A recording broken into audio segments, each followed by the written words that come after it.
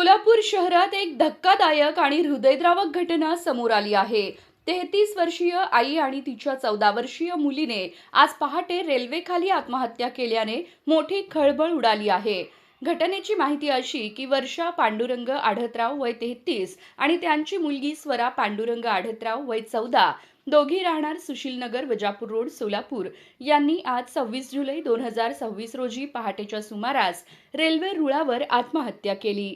Railway पोलिसांना घटनेची माहिती मिळताच ते तातडीने घटनास्थळी दाखल झाले.